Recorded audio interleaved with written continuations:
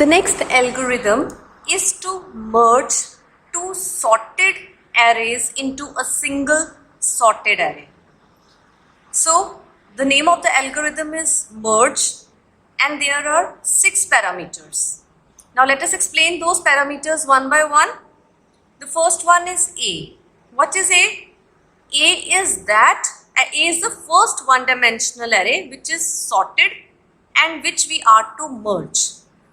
B is second sorted one-dimensional array, and C is that one-dimensional array in which the both arrays A and B would be merged in a sorted order.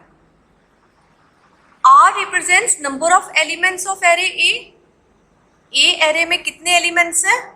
They are R. R number of elements are present in array A. S represents number of elements of array B. And N represents total number of arrays that would be merged from array A and array B into array C.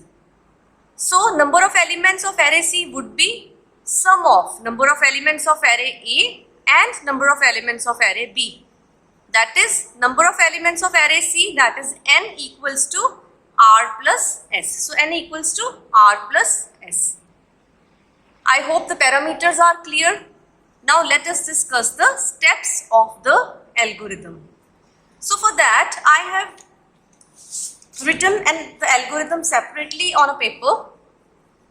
Now let us discuss this algorithm. Okay.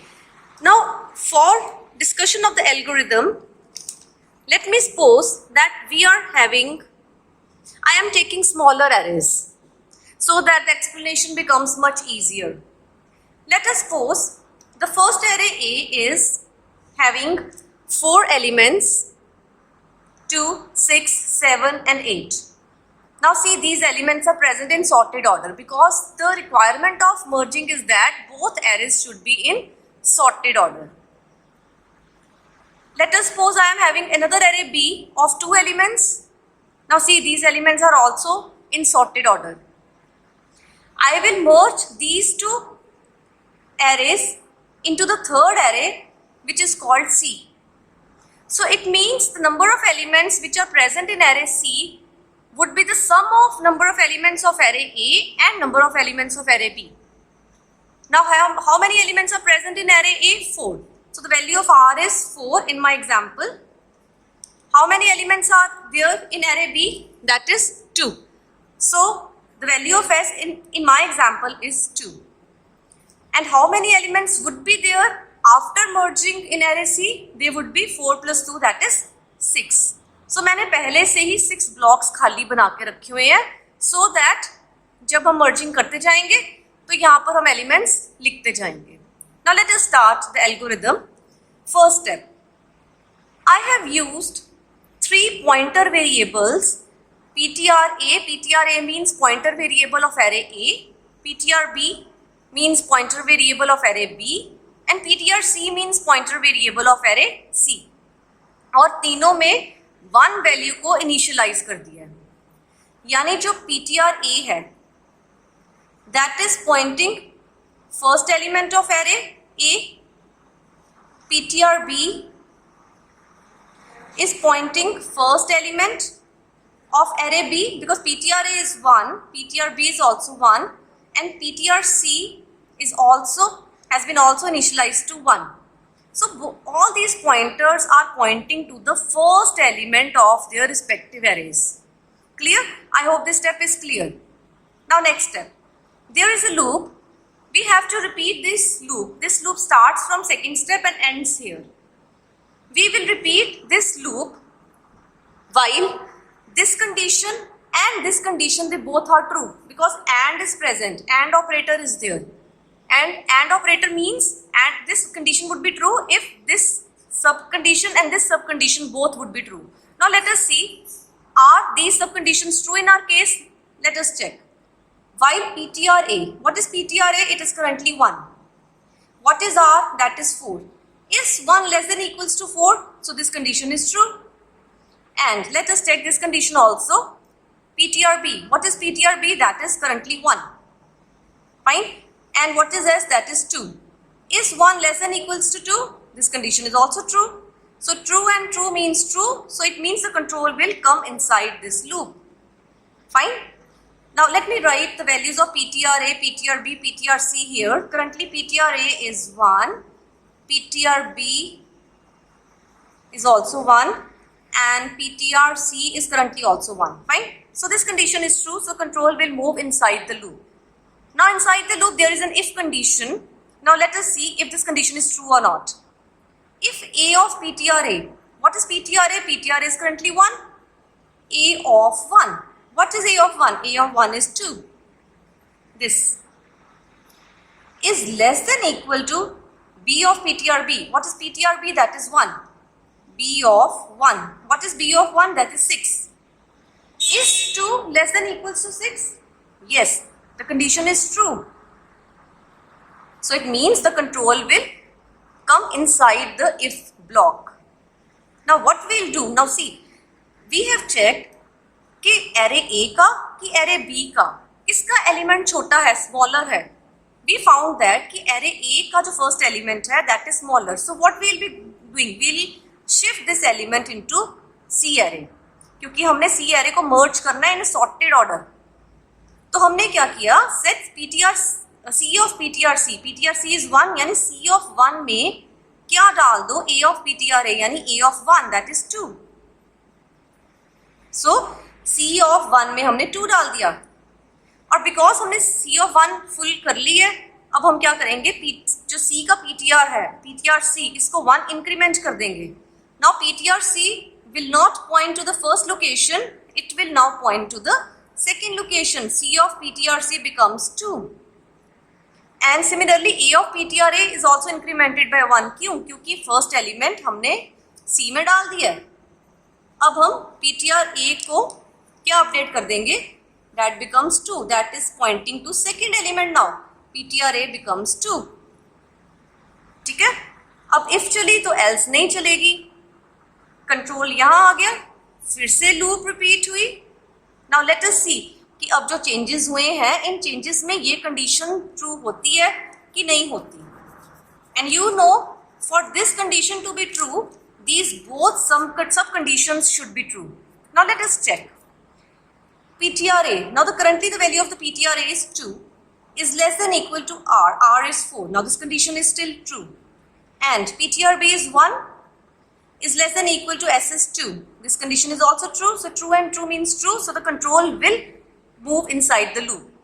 Now there is an if statement. Now let us check, is this if statement still true or not? So let me erase the previous iteration work. Okay. A of PTR-A. PTR-A is 2, A of 2.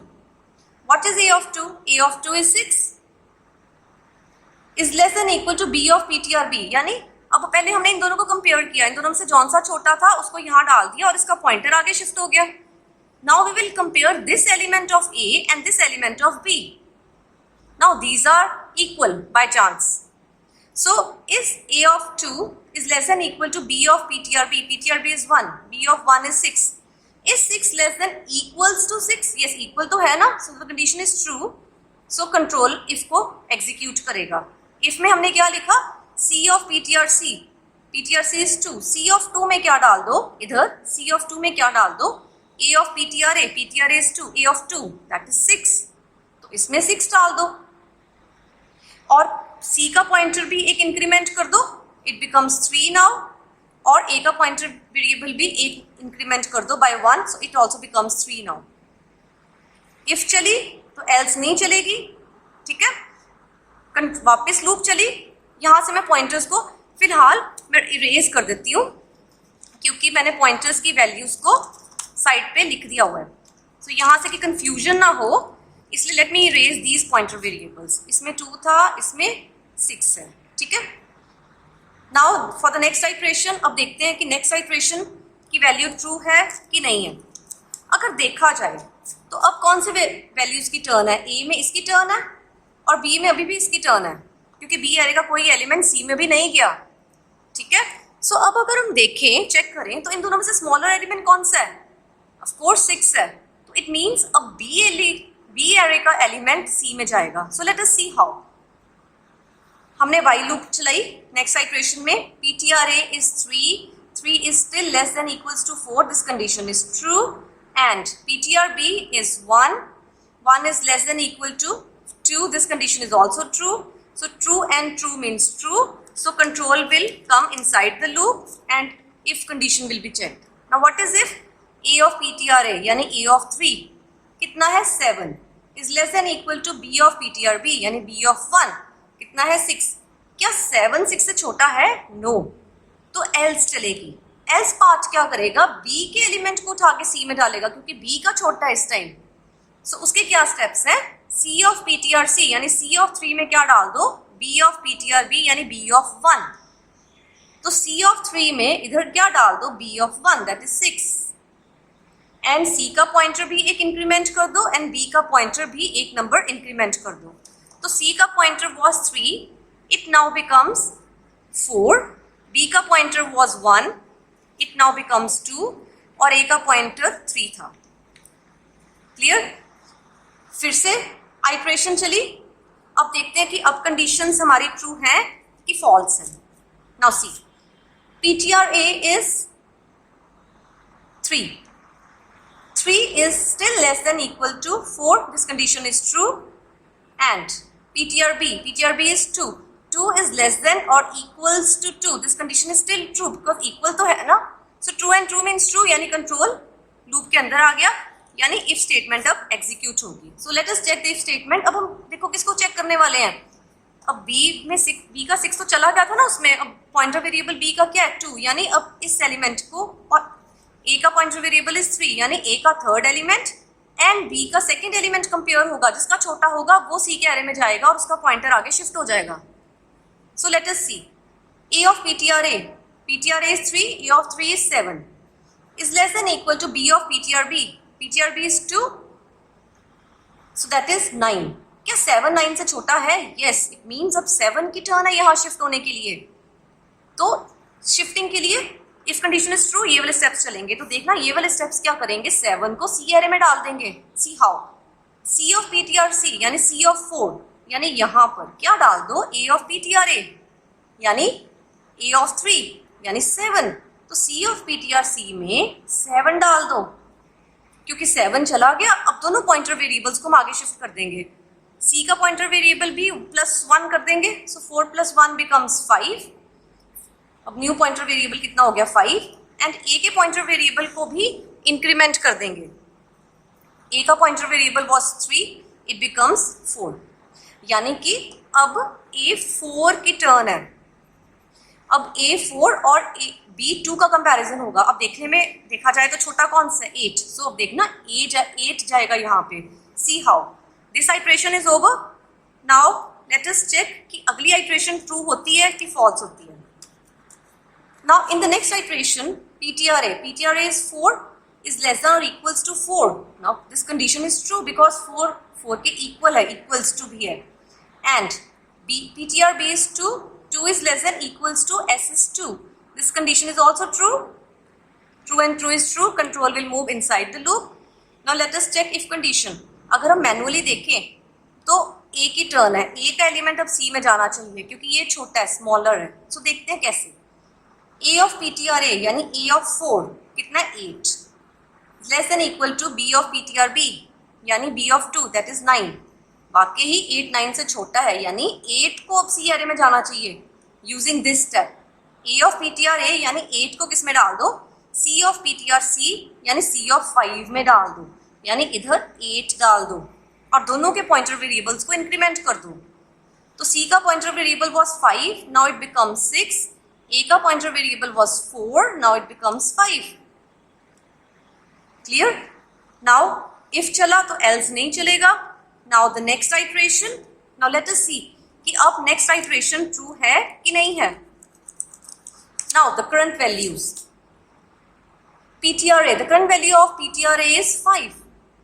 Is 5 less than equals to R? No, the condition has become false.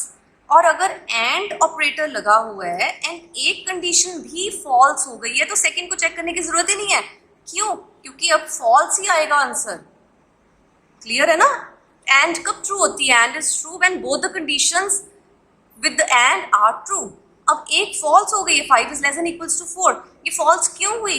क्योंकि ए के सारे elements सी में जा चुके हैं और ए का pointer variable जब हमने इंक्रीज किया था तो वो बाहर आ गया था एरे के, 5 हो गया था। ठीक है, तो ये कंडीशन फॉल्स हो गई। एक फॉल्स हुई, दूसरी को चेक करने की जरूरत ही नहीं है क्योंकि एंड ने फॉल्स ही होना है। क्लियर? यानी अब कंट्रोल लूप के बाहर आ जाएगा स्टेप नंबर 10 में। सो लेट अस सी। अब हमने क्या देखना है? अब देखो, हमने चेक करना है कि ये जो कंट्रोल लूप से बाहर आया है ये क्यों आया है। देयर वुड बी 2 रीजंस जिसके कारण कंट्रोल लूप से बाहर आएगा। फर्स्ट रीजन होगा कि जो एरे ए है वो फिनिश हो गया लेकिन बी एरे अभी फिनिश नहीं हुआ, यानी ए के सारे एलिमेंट्स तो सी में चले गए बट बी का अभी पड़ा एलिमेंट या कुछ एलिमेंट्स पड़े हैं। दूसरा रीजन क्या होगा लूप के बाहर आने का कि बी के सारे एलिमेंट्स सी में चले गए लेकिन ए के कुछ पड़े हैं। अब हमें ये चेक करना है कि दोनों में से कौन सा एरे फिनिश हो चुका था। सो उसके लिए अब ये कंडीशन है कि क्या पीटीआर ए आर से बढ़ गया था, आर से बड़ा हुआ था। यानी पीटीआर ए आर से कब बड़ा होगा? पीटीआर ए इधर है, आर से कब बड़ा होगा? जब ए के सारे एलिमेंट सी में चले गए तब पीटीआर ए का पॉइंटर ए एरे से बाहर आ गया। क्लियर? तो उस केस में यानी कि जो ए एरे है, यानी ए एरे जो है वो कंप्लीट हो गया पर बी एरे अभी कंप्लीट नहीं हुआ। सो इसको चेक करने के लिए क्या बी एलिमेंट एरे कंप्लीटली सी में गया था इसलिए कंट्रोल लूप से बाहर आया है, कि क्या ए एरे टोटली कंप्लीट हुआ था इसलिए कंट्रोल लूप से बाहर आया है। ये चेक करने के लिए वी हैव दीज कंडीशंस। ठीक है, now see how it works. क्या PTR A currently is 5 greater than R is 4। क्या पीटीआर ए आर को क्रॉस कर गया? Yes, this condition is true. It means array A finish हो गया था। अब हमने क्या करना है, एरे बी में जितने भी एलिमेंट्स हैं, पॉइंटर वेरिएबल यहाँ पर है ना बी का 2, पॉइंटर वेरिएबल से लेके जितने भी बी में एलिमेंट्स है, बाय चांस यहाँ पर एक ही है, अगर हो सकता है एरे ज्यादा बड़ा होता, जितने भी एलिमेंट्स हैं उनको एज सच हमने सी में डाल देना है। तो एज सच डालने के लिए देयर इज दिस लूप। ये लूप क्या करेगी, के हमने टेम्पररी वेरिएबल लिया, के की वैल्यू 0 से लेके कहाँ तक जाएगी? s माइनस पीटीआर बी तक। What is s? s is 2, PTR B is 2। C PTR B currently 2 है, यहाँ पर है पीटीआर इसका पॉइंटर। 2 माइनस 2 0, यानी के की लूप एक ही बार चलेगी फॉर 0। सो के की वैल्यू 0। के की 0 पे देखते हैं क्या एक ही बार क्यों चलेगी, क्योंकि एक ही एलिमेंट बचा शिफ्ट करने के लिए। So see how this works. C of PTR C plus K. What is PTR C? That is 6. 6 plus 0. C of 6 plus 0 that is 6. C of 6 में यानी इधर क्या डाल दो? B of PTR B plus K. K 0 B of PTR B. PTR B is 2. 2 plus 0 that is B of 2 डाल दो। C of 6 में B of 2 डाल दो। B of 2 कितना है? 9, यानी C of 6 में अब हमने क्या डाल दिया? 9, यानी इसको उठा के हमने इधर डाल दिया। फिर से लूप चली, फिर से लूप नहीं चलेगी। क्यों? क्योंकि K की एक ही वैल्यू थी 0 और लूप एक ही बार चलनी थी। अब इफ चली तो एल्स नहीं चलेगी। कंट्रोल इफ एल्स के बाहर एग्जिट, एल्गोरिदम इज ओवर। क्यों? क्योंकि हमने दोनों एरे के एलिमेंट्स को मर्ज करके सॉर्टेड ऑर्डर में सी में डाल दिया। Is is clear? This is how merging operation takes place in case of arrays. I hope it is clear to you.